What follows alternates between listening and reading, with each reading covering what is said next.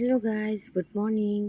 आज फेरि पनि छोटो ब्लगको साथमा हजुरहरूसँग जोडिरहेको छु। र आज भन्दाखेरि चाहिँ म चाहिँ बिहानै उठेको थिएँ है, 5 बजी नै उठेको थिएँ। अन्त बाहिर आउँछु है, मौसम पनि एकदमै राम्रो भइरहेको छ है, घाम पनि लाग्ला जस्तो भइरहेको रहेछ। त्यहाँदेखि म चाहिँ फुलहरू हेरेँ है, फुलहरू पनि मजाले रोपिरहनु भएको रहेछ। अन्त यता हेरेको अघि भाउजू भर्खर उठेर चाहिँ मुखसुख धोएर ब्रस गरेर चाहिँ बसिरहनु भएको थियो। यहाँ यतापट्टिको रुम चाहिँ हाम्रो रुम। आज चाहिँ सुतेको थियौँ हामी चाहिँ यहीँ रुममा, र म चाहिँ यता किचन तरफ लाग्छु। यहाँ चाहिँ पानी तताइरहेको थियो अलरेडी भाउजूले चाहिँ।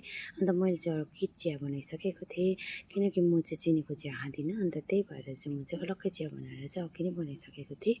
तपाईँहरू देख्न सक्नुहुन्छ। चिया चाहिँ म एकदमै धेरै खान्छु। अन्त यता भाउजू पनि अन्त फर्स्ट चाहिँ पानी पिउनुहुन्छ, अन्त फ्लासबाट पानी निकाल्नु हुँदैछ।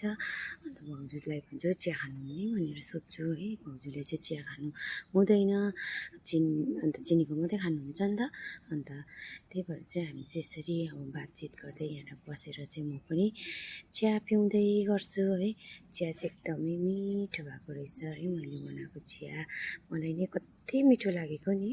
अन्त म चाहिँ दुध लगाएको चिया खानु पाउँदा चाहिँ एकदमै खुसी हुन्छ नि त, मेरो दिन पनि एकदमै राम्रो हुन्छ है, मलाई चाहिँ त्यस्तो लाग्छ।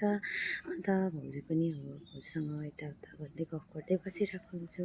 अन्त भाउजू पनि चिया पानी सानी पिएर चाहिँ चिया बनाउनुतिर चिनी लभर सुगर लभर हो। चिनीको चिया खानुहुन्छ र चिनीको चिया यहाँ बनाउनु हुँदैछ भाउजूले पनि। अनि यस्तै आजको बिहान चाहिँ यस्तै पनि भइरहेको छ। सुगर लभर, लुक्ने ब्लगर। दिन्छ।